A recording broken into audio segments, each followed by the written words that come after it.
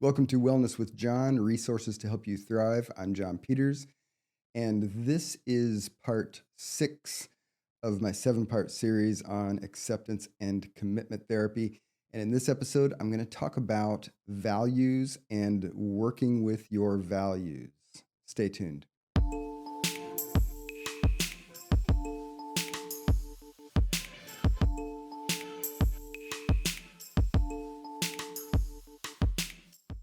Okay, so in this episode, I want to talk about values and how we work with values in the process of acceptance and commitment therapy. And this may be a little bit surprising to you that there is a therapeutic model that uses values as one of the core elements of the process, because historically, going all the way back to before the beginning of modern psychology, values was relegated to the domains of ethics and religion, and psychology ignored values intentionally, really. If you look at the early research in the field of psychology, there was very, very little focus on values. And part of the reason for this, it's an artifact going all the way back to one of the origins of the split between mind and body, because Rene Descartes, who was writing about science and the theory of science and the practice of science back in the Enlightenment period, Rene Descartes split off the body and the mind. And this really was self-preservation, because Descartes did not want to step on the toes of the Catholic Church and get burned at the stake or something, So basically, as Descartes was providing very robust models for exploring science, Descartes said, yeah, there's this physical world, and yes, we have physical bodies, but mind is part of spirit, okay? And so we're gonna leave mind alone. We're not really gonna explore mind as an embodied process, and we're gonna say mind is part of spirit and soul. And so that's a little bit of an oversimplification, but I would say that that's a good understanding of one of the important reasons why we have the current mind-body split, and why in psychology today we do a lot to try to pursue holistic paradigms that don't cause that impossible mind-body split and the ignorance of the mind as an embodied function. Okay, maybe more on that in another video later, but basically, if you think about how psychology has treated values, we've mostly ignored them. However, with the advent of two things in psychology in the last few decades, values have come into focus, and proper focus, in my opinion, in psychology. And one is the incorporation of Eastern psychology into Western psychology. And that started back in the early 1970s, late 60s, early 70s, when people like me, who were psychotherapists, who were also interested in Eastern philosophy, Eastern religion, Eastern psychology, and contemplative practices from Asia, a lot of people started incorporating things from the East into Western psychology. And Eastern psychology does not suffer from the same mind-body split in the same ways that Western psychology has, partly for the reason that I mentioned earlier. So when people are pursuing a holistic approach to psychology, incorporating Eastern psychology often is an effective way to help people work with integrating their mind and their body together. A really good example of that is mindfulness practice, which you do with your mind and body at the same time to integrate your mind and body together in a more effective manner to achieve more, okay? So the other reason that we focus on values more today is that back in the 1980s, you had the start of the so-called positive psychology domain within psychology.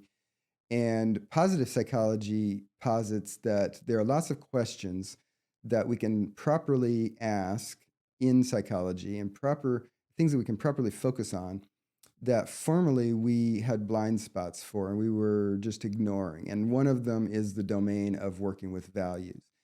And so the goal here, and this is stated quite explicitly in the writings in positive psychology, the goal here is not to usurp the clergy in religion or ethicists who are working out what does it mean to be a good person. Psychology is not wanting to supplant those and say, okay, so it's all about psychology and we can just ignore religion, we can ignore ethics. Okay. It's just saying that in the domain of psychology, given the things that we properly focus on within the domain of psychology, for example, the amelioration of subjective distress from psychological issues like anxiety, for one, or depression, right? What psychology says is that within the proper focus of the proper goals and processes of psychology, for example, ameliorating psychology or anxiety for somebody, we can consider some of these things that we formerly were ignoring.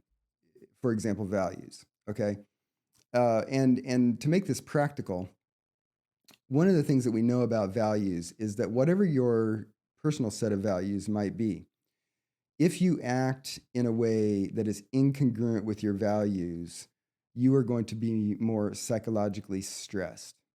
Okay. So if I have the value of, let's say, being helpful, and then um, for some reason I start flaking out on requests to go help people, and I just don't seek opportunities to be helpful. And then when somebody asks for help, I actually do something that kind of undermines their situation. So I'm the opposite of helpful, I'm hurtful. So if I act in a way that's incongruent with my value to be helpful, I am going to be less happy.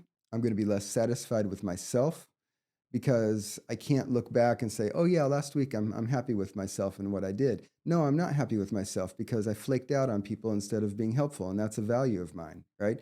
So when we act in ways that are incongruent with our values, we feel stress, okay? Also, when we act the opposite is true. When we act in ways that are congruent with our values, we feel more deeply satisfied, okay? And this actually does translate into subjective anxiety, right? Because anxiety is a component of our general well being.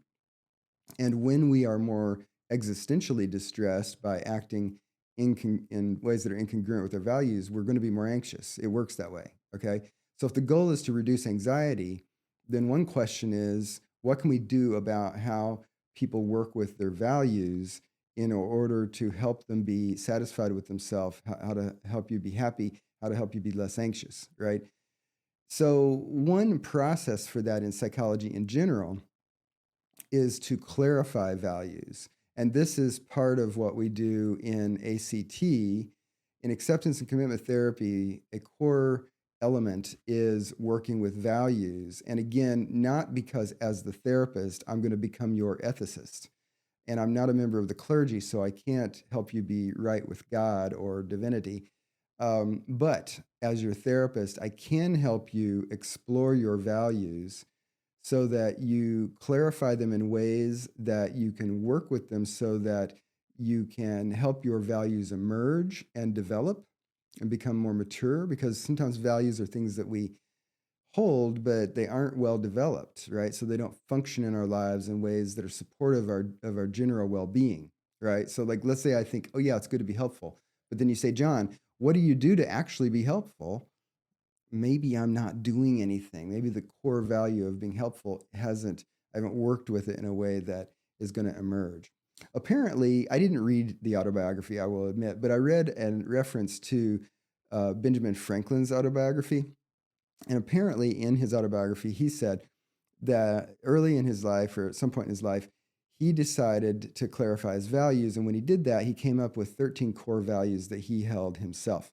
And then he put himself on a program for the rest of his life on a 13-week cycle where for 1 week at a time, he would in turn take one of those values and have that be a central part of his focus. And he would think about, okay, how can I work with that value? How can I look for opportunities to act on that value? How can I look for ways to develop that way that I work with that value in my life? Right. So that's an example of one way that people work with their values. But the process of working with values can be to uh, clarify your values. And there are different exercises that we use for this. For example, one common one in psychology is to say, okay, let's say you died and people were writing your obituary. What are people going to write about you? How are your values in your life going to show up in how people experienced you and what people choose to say about you after you have died? The obituary exercise, right? Or another way to think about it is, if I sit down and I think about what types of things do I just value, and when I assign this method to my patients, typically what I say is get a notebook or create a Word document that you can revisit, because you're not going to do this in one sitting. But what you can do is whenever you have a thought that has something to do with being aware of a value that you have, and by values, let me just say here for a second, I'm talking about the types of values that we think are just generally good. Like it's good to be helpful. Okay, so that's just generally good. But we also have values that are goals. Like I think there ought to be economic fairness in the community, and people shouldn't have to struggle so hard to find affordable housing. Okay, that's a specific goal that then you could measure and say, to what degree have we succeeded at that, or what are specific steps we could take to achieve a satisfactory level of that particular thing. Okay, so there are values that are generally good to have, and there are values that are goals. Okay, so one thing you can do is you get a notebook or you open a Word document, and whenever you think of something that you specifically value, you just go write it down in this document. And so you might have a thought, oh yeah, today, I did this thing in a certain way, and I was friendly with the people I was working with, and I think friendliness is a value. So I'm going to write down friendliness. Okay, so phase one is just starting to catalog the things that you are aware of that you value in your life and you value in your world, okay, as intrinsic values and the goals. Um, and then phase two is revising each one of those so that you clarify what it actually means. Because when we want to work with values and we want them to emerge and mature in our life, is helpful to clarify what that means. So, for example, let's say I write down in my notebook, I think it's good to be trustworthy. Okay. Then I revisit it and say, well, if I were trustworthy, how would I know I was trustworthy? And then I think, okay, if I'm trustworthy, that means that if I agree to something, I follow through with that agreement. Okay, that might be a definition that I write down to define what being trustworthy is. And one way to do this too is you can Google different values and just try them on mentally and see, do they align with me? Are they something that I do value? And you'll often find good working definitions of them as well. It's fine to cheat that way in this exercise. And by the way, another way to do this clarification of values is to go to the Values Institute on Character and do the VIA. They have this inventory that you can take for free. I'll put a link down in the description below this video. There's this really great assessment where you answer some questions, and then it actually gives you back a report and says, based on how you're answering these questions, you hold these values. And the VIA site also has some really good discussion about constructively working with values too. So check for that VIA link down in the description of this video below. But with your clarification of values exercise, you clarify, so what does it actually mean to hold this value and that value? And then you start looking for, how can I look for opportunities to express those values? How can I potentially rework how I interface with my world so that I have opportunities to express my values constructively and rewardingly, right? So, for example, if someone says it's really good to be friendly, it's good to be social, it's good to be helpful for other people, and then they have a job that's very isolated. So, let's say they're a night auditor at a hotel where they do the books at night and they work alone and they don't interact with a lot of people, right?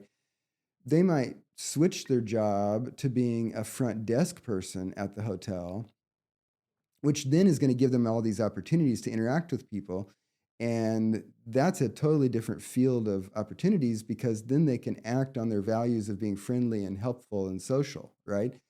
So part of the consequence of clarifying values is often an existential reckoning, an existential revision of, what am I up to in terms of living my life in accordance with my values?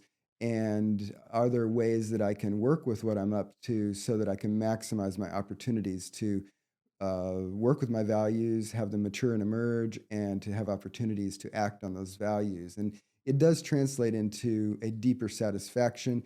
And it also is a method for having more acceptance and equanimity in your life. And I talked about acceptance in a previous episode in this series, but acceptance is being grounded, being in touch with our center, our core, and our core self, and being grounded when the turbulence of life is happening around us in such a way that we don't get battered around by that turbulence as much. Okay.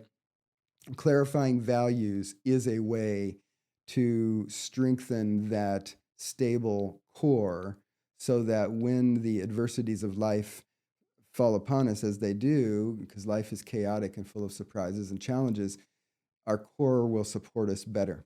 Okay.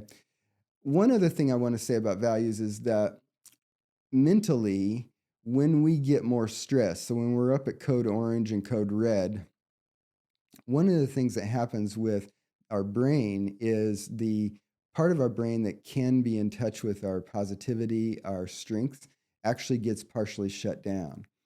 And this is why people often spiral into self-deprecation, negative self-talk when they're super stressed, because the part of the brain that can be in touch with positivity and that core actually gets partially shut down. And of course, that's not a cycle that we want to really get caught in too strongly. But clarifying values is one of the antidotes to that negative way that our brain performs under stress. So what that means is that, like, if we take Benjamin Franklin's example, after he had done that cycle for years and years, I would guess that even in a moment where he was more stressed, it didn't knock him off his center as much. And why did it not knock him off his center? Because he was able to retain a stronger awareness of his strengths and values and be less likely to descend into that state of, oh my God, everything is out of control and I suck and the world sucks and I'm incompetent and I don't have power to control how I need to respond to the stress or whatever it is. So that's a very, very valuable, often essential benefit of values clarification. So in ACT, we work with clarifying values in a lot of ways and helping people incorporate them. Again, not to usurp ethicists and the clergy, but to support the client's goals, whatever they happen to be in the therapy process, in their growth journey. Okay. If you like this kind of content, feel very free to hit the like button below, and feel very free to subscribe, comment, and share on these videos. And one last thing I want to say before I leave you today is that if you would like a free ebook to help you lower your stress and anxiety, you can go to courses.johnpeters.online/free stress ebook and download a free ebook that's a 7-lesson course on how to learn some very easy to practice exercises that you can do in just minutes a day that are very reliable to help you lower your anxiety and stress. And that book is written in the mode of ACT if you like this kind of content. So feel very free to get that free ebook to help you lower your stress and anxiety. All right, so I'll see you in episode 7, the final part of the series, probably tomorrow.